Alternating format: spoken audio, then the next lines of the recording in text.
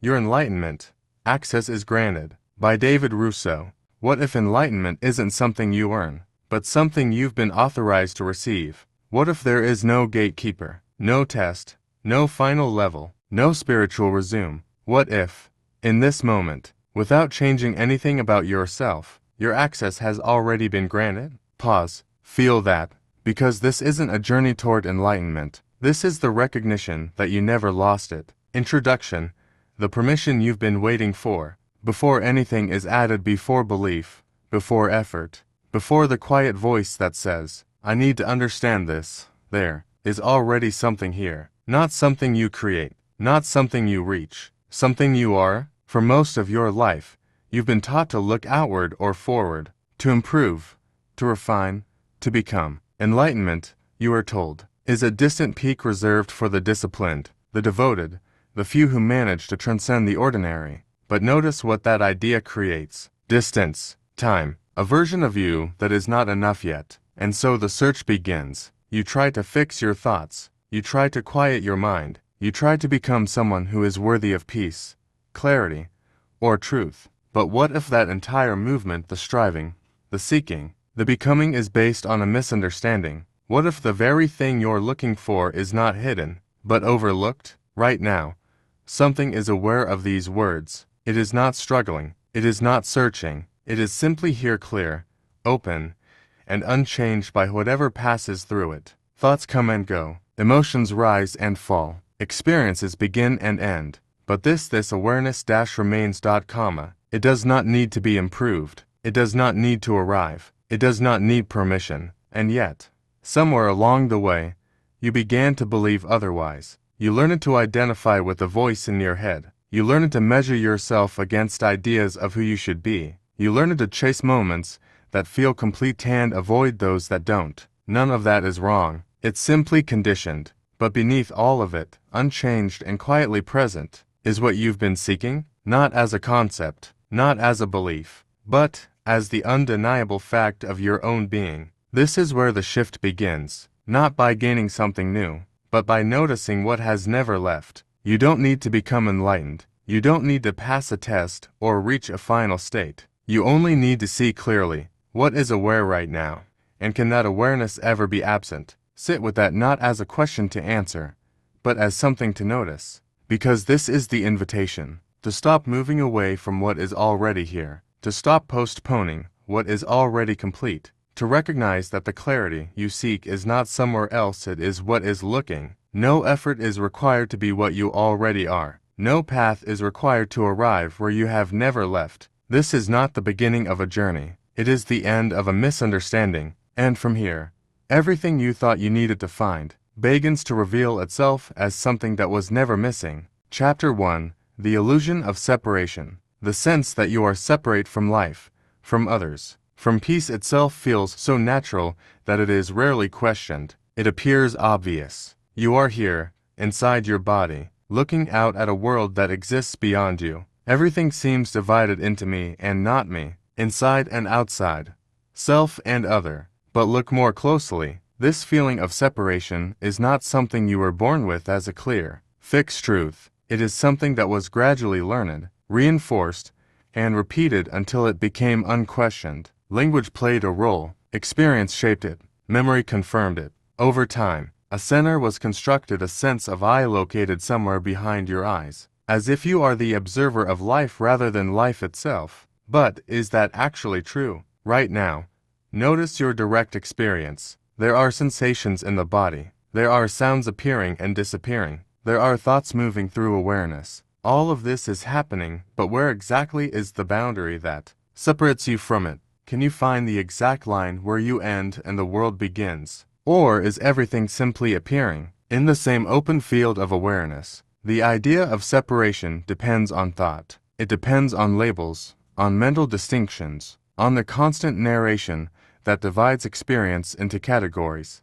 But before a thought says this is me or that is outside, what is actually present? Just experience undivided, immediate, whole. Even the feeling of being a separate self is something that appears within awareness. It is noticed, just like a sound or a sensation. And if it is noticed, it cannot be what you fundamentally are. Separation, then, is not a fact, it is an interpretation, a useful one, perhaps, for navigating the world, but still an interpretation. In truth, there is no distance between you and this moment. There is no gap between awareness and what appears within it. The breath you feel, the sounds you hear, the thoughts you notice, none of them exist outside of the knowing of them. They arise together, inseparable. This does not mean you disappear as a person. It means the idea of being an isolated, independent entity begins to soften. You are not cut off from life. You are an expression of it.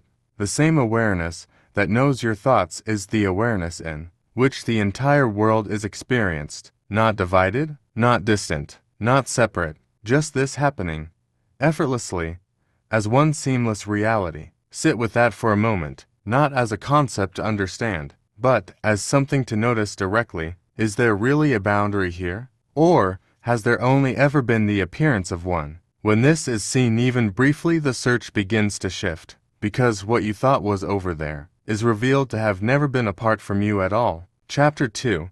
The identity you inherited.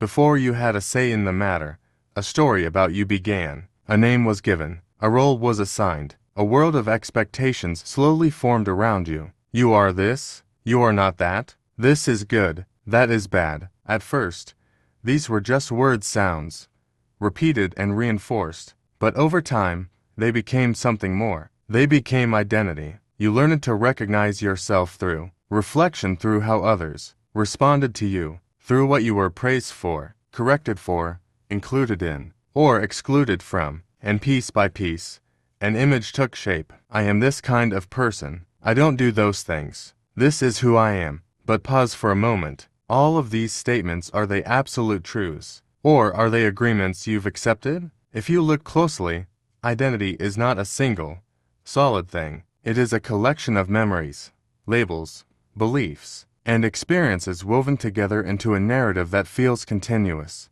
But a narrative is still a story, and stories, no matter how convincing, are not what you are. They are what you tell yourself about what you are, right now, without referring to memory, without reaching for a description. Who are you? Not your name, not your past, not your roles or achievements. Strip all of that away, even just for a moment. What remains? There is still presence. There is still awareness. There is still the undeniable sense of being. This being does not carry a label. It does not need a definition to exist. It is here before any identity appears, and it remains when identities change. Because identities do change. The person you were years ago is not the same person you are now. Beliefs have shifted. Preferences have evolved. Roles have come and gone. And yet, something has been constant through all of it. Something that has witnessed every version of you. That is what you are. Not the identity itself, but the awareness in which identity appears. This does not mean you must reject your personality or erase your story. Those things have their place. They help you move through the world,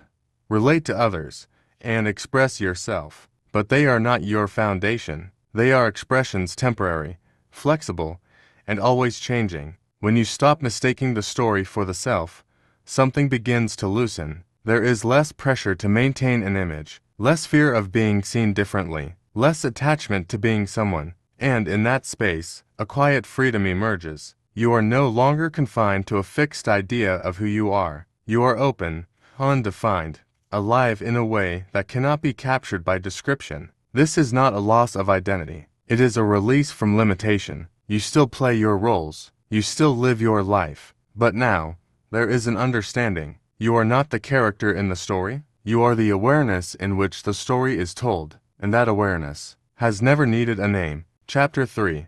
The voice in your head is not you. There is a voice in your head that rarely stops speaking. It comments on what is happening. It replays what has already happened. It imagines what might happen next. It judges. It compares. It narrates your life as if it were the authority on who you are. For most of your life, you've assumed this voice is you. After all, it uses the word I. It speaks in your language. It seems to know your history, your preferences, your fears. But look more closely. If you can hear the voice, if you can notice its movement, if you can observe its tone changing, then it cannot be what you are. You are the one who is aware of it. right now, without trying to change anything.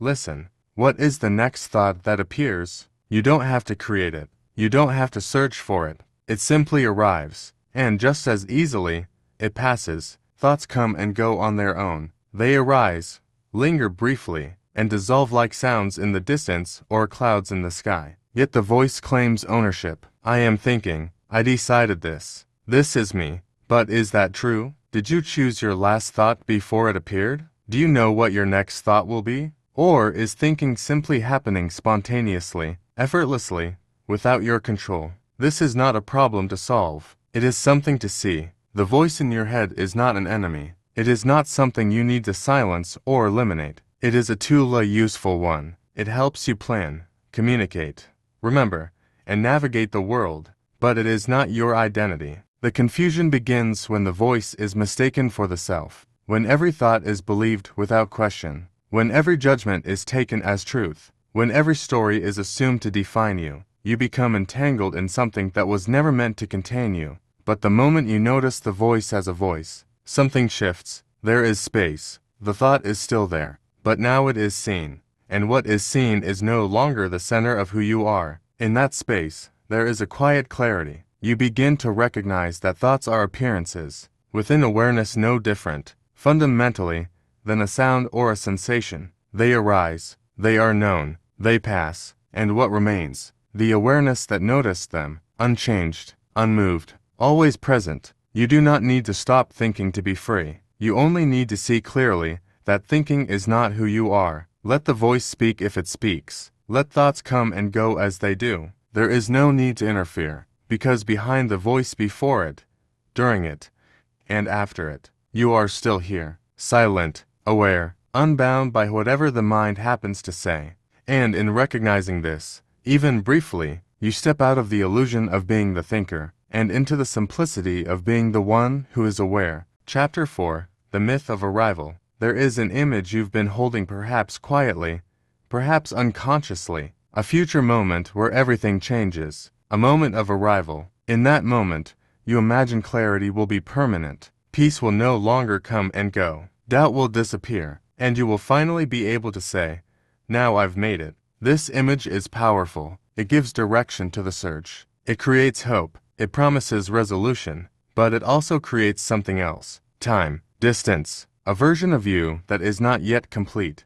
And so the mind begins to chase that moment. It measures progress. It compares experiences. It asks, "Am I closer than I was before?" But notice what is happening. The very act of seeking a future state assumes that what is here now is not enough. It places fulfillment somewhere else just out of reach. And as long as that belief remains, the search continues, not because truth is far away, but because it is being overlooked in favor of an idea. Look carefully at the notion of arrival. What would it actually mean to arrive? Would it be a permanent feeling? A constant state of bliss? A mind that never produces another restless thought? If so, is that realistic? Or is it another image created by the same mind that feels incomplete? Experience is always changing. Thoughts shift. Emotions move. Circumstances evolve. Even the most peaceful moment does not stay. So, if enlightenment depends on a particular experience remaining forever, it will always seem just beyond reach.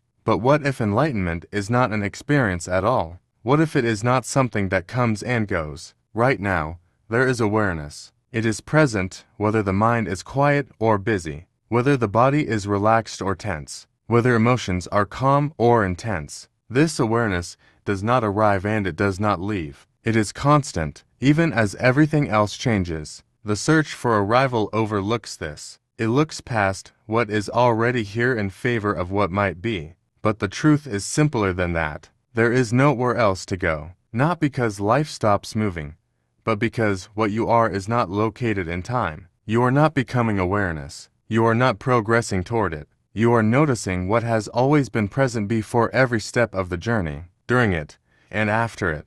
This does not mean growth ends. It does not mean learning stops or life becomes static. It means the pressure to reach a final, perfected state begins to dissolve. You can still evolve, but not from a place of lack. You can still explore, but not from the belief that something essential is missing. The idea of arrival softens, and in its place, something quieter appears, a recognition that this moment just as it is does not need to be completed. Nothing needs to be added for awareness to be present. Nothing needs to be removed for it to remain. You are not on the verge of becoming whole. You are not approaching the truth. You are already what you have been seeking. And when this is seen, even faintly, the chase begins to fall away. Not because you've reached the end, but because you realize there was never a destination to begin with. Chapter 5. The Power of Presence. Presence is often spoken about as if it were a skill, something to practice, something to return to, something to hold onto so it doesn't slip away. But look carefully. What you call presence is not something you create. It is what remains when you stop moving away from what is already here. The mind is constantly traveling. It revisits the past, replaying conversations, reshaping memories, trying to resolve what has already ended. It leans into the future, anticipating outcomes, imagining possibilities, preparing for what has not yet come. And in this movement, the simplicity of what is here now is overlooked, not because it is hidden, but because attention is elsewhere, right now.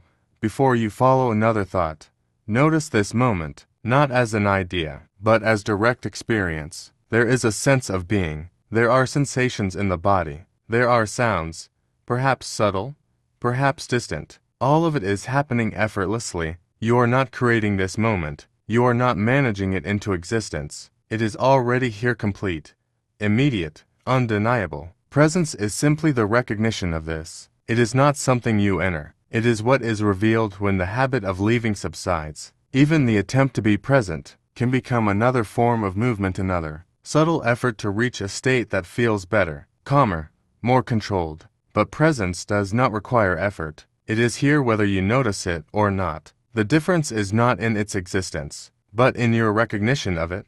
And recognition is simple. It does not require concentration or force. It is more like allowing your attention to rest, rather than directing it somewhere else. What is missing right now? Not from the perspective of thought, because thought can always suggest something more, but from direct experience. In this moment, before the mind adds commentary, is anything incomplete. There may be discomfort, there may be restlessness, there may be uncertainty, but even these are simply appearing within awareness. They do not remove the completeness of the moment, they are part of it. Presence does not mean only pleasant experiences are allowed. It means nothing is excluded. Everything is permitted to arise, to be seen, and to pass. And through it all, awareness remains unchanged. When you stop resisting what is here, whether it is calm or chaotic, something shifts. The need to escape softens. The urge to fix dissolves, even if only briefly, and in that openness, a quiet sense of ease begins to emerge. Not because everything is perfect, but because nothing is being pushed away. This is the power of presence, not as a technique, but as a recognition. You are already here. This moment is already here, and beneath the movement of thought, beneath the pull of past and future, there is a stillness that has never left. You don't need to hold on to it. You don't need to maintain it. You only need to notice. It was here before you looked for it. It remains when you stop searching, and in that simple seeing, presence reveals itself as what has always been. Chapter 6. Letting Go of the Seeker. For much of your life, there may have been an underlying sense, quiet but persistent. Something isn't quite here yet. It may not have been obvious or clearly stated, but it showed up in subtle ways. A pull toward more, a feeling that something is unfinished, a sense that fulfillment exists just a little further ahead. From this feeling, the seeker emerges. The seeker in a concrete identity. It's a movement in the mind, a pattern that says, I'll be complete when I know enough, when I accomplish enough, when I repair what feels lacking. And so, the pursuit begins. You look through learning, through experiences, through healing, growth, and self-improvement. There's nothing inherently wrong with any of this. Life naturally includes discovery, change, and development. But the real question ain't whether seeking happens. It's this: what is the seeker actually made of? Take a closer look. The seeker is constructed from thought and held in place by belief. It's the idea of a future version of yourself who will finally arrive at completeness. But that version only exists in imagination, and the you who feels incomplete right now is also an idea built from memory, comparison, and interpretation. So the search plays out between two mental constructs, a present self that isn't enough, and a future self that will be. Yet both exist only as thoughts, and what you are is not a thought. Right now, without referring to any story about yourself, what is here? There is awareness. There is presence. There is simply being. Is there actually something missing here? Or is it the mind that insists there is? The seeker relies on that assumption. Without the belief in lack, the urgency to search begins to fade, not because life becomes dull, but because it's no longer driven by the need to become something else. What happens when the seeker is no longer taken so seriously, not suppressed, not forced away, just recognized for what it is? A pattern, a habit, a movement appearing within awareness, not the center of it. In seeing this, something begins to loosen, the constant striving quiets down, the pressure to resolve everything softens, and what remains is remarkably simple. This moment, exactly as it is, not as a stepping stone, but as something whole in itself. This doesn't mean life stops or growth ends. It means action no longer comes from a sense of deficiency. You can still create, still learn, still engage with the world, but the starting point shifts. Not I need to become complete, but nothing essential is missing. From here, life becomes less about chasing and more about expressing, less about reaching and more about being. The seeker may still show up at times. Old patterns don't vanish instantly, but now, when it appears, it's recognized, seen as a thought, not an order, and in that recognition, it no longer has authority over you, because what you were searching for was never somewhere ahead. It was the awareness in which the entire search was unfolding, and when that is noticed even briefly, the search begins to loosen its grip, not because something new was found, but because it became clear. You were never separate from it. Chapter 7. The Intelligence of Awareness. The mind is a powerful tool. It can evaluate, compare, anticipate, and structure information with remarkable precision. It builds understanding, solves problems, and creates meaning from experience. Without it, everyday life would be difficult to navigate. Yet there is something it cannot do. It cannot step beyond itself. It can think about awareness, but it cannot become it. It can describe truth, but it cannot contain it. It can gesture toward reality, but it cannot be reality. This limitation is easy to miss, because the mind is so capable. It often assumes it holds ultimate authority. It equates intellectual understanding with complete knowing. But there is another kind of knowing, not analytical, not conceptual, not dependent on language, a knowing that is immediate, direct, present before thought arises. Right now, awareness is here. You don't have to create it through thinking. You don't have to reason your way into it. It is already present, aware of these words, aware of sensations, aware even of thought. Look closely. Thoughts arise within awareness. Sensations arise within awareness. Emotions arise within awareness. Everything that can be experienced is known. But what is it that knows? The mind will try to answer. It may produce explanations, philosophies, or spiritual interpretations. It will attempt to turn this into something graspable. But awareness in an object to be understood. It is what makes understanding possible. That's why it can't be captured intellectually. The mind can point toward it, but it cannot hold it, and yet, it is the most immediate aspect of your experience, closer than any thought, more constant than any belief, more direct than any interpretation. It is what is aware right now. When you begin to trust awareness not as an idea, but as something directly experienced, there's a shift. You start to see that clarity doesn't come from thinking more or analyzing more deeply. Clarity is what remains when thought is seen as just another movement within awareness. The mind isn't the problem. It simply has limits. It functions within time, past, present,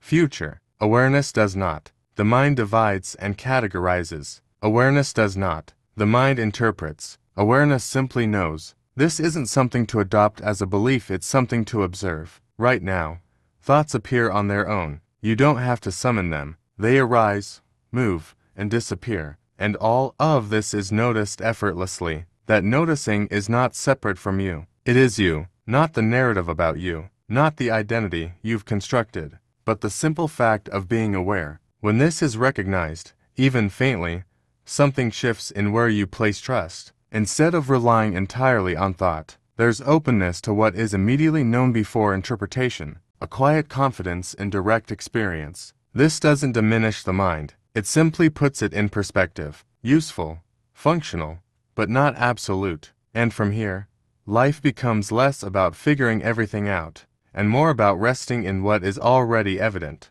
Because before any answer appears, before any idea forms, before meaning is assigned, awareness is already here. And it doesn't need to be improved, only recognized. Chapter 8. The freedom beyond control. Control often feels like security. If you can manage your thoughts, you assume suffering will decrease. If you can regulate your emotions, you expect stability. If you can organize your life, uncertainty seems like it will fade. So the mind adopts the role of controller. It tries to shape experience into something predictable. It labels situations as good or bad. It avoids what feels uncomfortable and pursues what feels pleasant. At first glance, this seems practical, even necessary, but look more carefully at what it involves. Constant vigilance, constant correction, constant effort to keep everything in a certain order, and underneath it all, a quiet tension, the feeling that things could fall apart if they aren't carefully managed. This is the burden of control. Now notice something simple. At this moment, you are not managing your heartbeat. You are not consciously running your breathing. You are not deciding what your next thought will be before it appears. And yet, life continues. Experience unfolds by itself. Thoughts arise. Sensations come and go. Sounds appear and fade, all without permission. Even the impulse to control is something that shows up within awareness, a thought, a feeling, a tightening, and then it passes. So, what, exactly, is being controlled? When you look directly, control it as solid as it seems. Much of what we call control is story told after the fact. The mind claims authorship once something has already occurred. I did that. That happened because of me. I should have acted differently. But in the moment itself, action flows without a clear boundary where a separate controller can be found. This isn't about denying responsibility. It's about releasing unnecessary strain. Because when everything feels dependent on control, life turns into an ongoing effort to hold reality still, and reality doesn't stay still. What happens when that resistance begins to ease? Not by force, not by giving up, but by recognizing that experience is already unfolding on its own. Something softens. The grip on thoughts loosens. Emotions are allowed to move instead of being suppressed. Situations are met more directly, without the immediate reaction of "this shouldn't be happening." This isn't passivity. It's a different way of engaging. Instead of acting fear of losing control, action arises more naturally from clarity, from presence, from responsiveness to what is actually here. Control tries to anticipate life. Awareness meets life as it unfolds. And in that meeting, something unexpected appears, ease. Not because everything becomes perfect, but because the constant resistance to what is happening is no longer there. You begin to see that peace was never dependent on arranging life perfectly. It was always more available in the absence of resistance than in the success of control. Challenges don't disappear, but the struggle against reality begins to fade. And in that space, something subtle becomes clear. Life has always been moving on its own. Breathing happens, thinking happens, living happens, and what you are is not the one managing it, but the awareness in which it is all known. When the need for control relaxes, nothing essential is lost. If anything, life is encountered more directly, and within that directness, something quieter than control begins to emerge. A natural sense of trust, not as an idea, but as something lived. The recognition that what is happening is already happening, and you are already here within it. Chapter 9.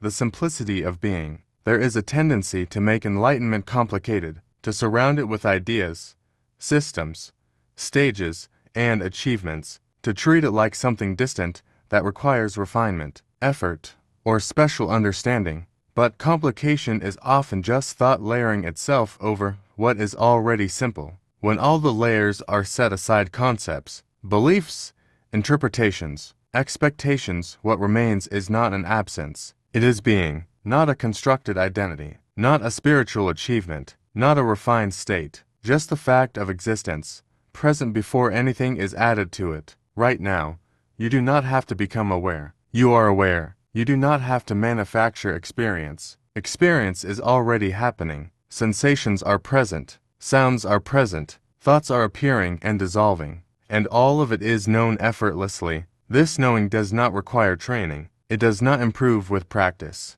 It does not become more or less real depending on your understanding of it. It simply is. The mind, however, is accustomed to becoming something. It is always oriented toward improvement, comparison, or completion. Even spiritual seeking can become another form of becoming more conscious, more peaceful, more awakened, but becoming implies distance. It implies that what you are is not enough yet. Being does not imply distance. It is immediate. Before any thought about yourself arises, there is simply this, the undeniable fact of existing. You do not need to define it for it to be true. You do not need to improve it for it to be complete. This is why enlightenment, in its essence, is not complex. It is not a destination reached through accumulation of knowledge or experience. It is the recognition of what is already present when nothing extra is being added. Notice what happens when you stop trying to become anything for a moment. There is still perception. There is still awareness. There is still life unfolding. Nothing essential is missing. The sense of effort may return quickly because the habit of becoming is strong. The mind naturally resumes its search for meaning, progress, and direction. But even that movement is occurring within being. It does not step outside of it. Being is not something you enter or exit. It is the space in which entry and exit are imagined, and because it is always here, it cannot be lost. You may overlook it, you may ignore it, you may cover it with layers of thought, but you cannot become separate from it. Even the search for enlightenment is happening within it. This is why simplicity is not something to achieve, but something to notice, not as a concept, but as the absence of unnecessary addition. Right now, without changing anything about your experience, what is required for you to be? Nothing. Breathing continues, perceiving continues, awareness continues. There is no extra condition that must be met before being is valid. It is already complete. This simplicity is often missed because it is too close, too ordinary, too unremarkable for the mind to elevate into something special. But it is precisely this ordinariness that points to its truth. Being does not need decoration. It does not need explanation. It is the most immediate reality of your experience. And when this is seen clearly, even briefly, something softens. The need to become lessens. The search quiets. The idea of a future state begins to lose its weight, not because life ends its movement, but because the belief that you are not already here begins to dissolve. What remains is not an achievement. It is not a final state. It is simply this, being, aware of itself, and nothing more is required. Chapter 10. Living with access granted. When something is deeply recognized, life does not suddenly transform into something unfamiliar. The world remains the world. The body remains the body. Thoughts still arise. Emotions still move. Circumstances still unfold. And yet, something subtle has changed not in what appears, but in how it is met. There is less resistance, less tightening around experience, less urgency to correct every moment into something different, less belief that peace must be earned elsewhere. This is what it means to live with access granted, not a special state you maintain, but a quiet recognition that nothing essential was ever withheld. You still wake up in the morning and move through your day. You still make choices, respond to challenges, engage with others. But the foundation beneath these actions is no longer built on lack. It is not driven by the sense that something is missing and must be found. Instead, there is a growing clarity that whatever appears pleasant or unpleasant, certain or uncertain is already arising within awareness. And awareness itself is not disturbed by what arises. This does not mean life becomes emotionally flat or indifferent. It means emotions are no longer interpreted as threats to your wholeness. Joy can arise fully without grasping. Sadness can be felt without identity collapsing into it. Uncertainty can be experienced without immediate contraction. Everything is allowed to move through, and you remain aware of it all. In this way, living becomes less about controlling experience and more about meeting it directly. There is a kind of ease that develops not because life is perfect, but because there is less internal conflict with what life is. Even the sense of me becomes lighter, not erased, not rejected, but seen for what it is, a functional center of experience, not a separate entity cut off from the whole. You still use the word I, but it carries less weight, less rigidity, less need to defend or define itself constantly, because the deeper recognition remains quietly present. What you are is not confined to the story of a person. You are the awareness in which the story unfolds. This recognition does not remove you from life, it places you more fully within it, because when there is less internal struggle, there is more capacity to actually engage with what is here. Attention becomes clearer, listening becomes deeper, action becomes more responsive rather than reactive, and perhaps most importantly, there is less fear underneath experience. Fear is still a possibility, it still arises, but it is no longer the organizing center of perception. It is simply something that appears and passes within a much larger field of awareness. In this way, life becomes less about escaping discomfort and more about allowing reality to be as it is, while responding from clarity rather than resistance. Nothing about this is distant or extraordinary. It is not reserved for special moments or elevated states. It is simply the natural expression of seeing clearly, and seeing clearly reveals something simple. You are not outside of life trying to get in. You are not waiting to become complete. You are already here living, experiencing, aware. Access granted is not a final achievement. It is the recognition that there was never a locked door, only the belief that there was. And when that belief softens, even slightly, life is no longer approached as a problem to solve before it can be fully lived. It is met as it is, and in that meeting, nothing essential is missing.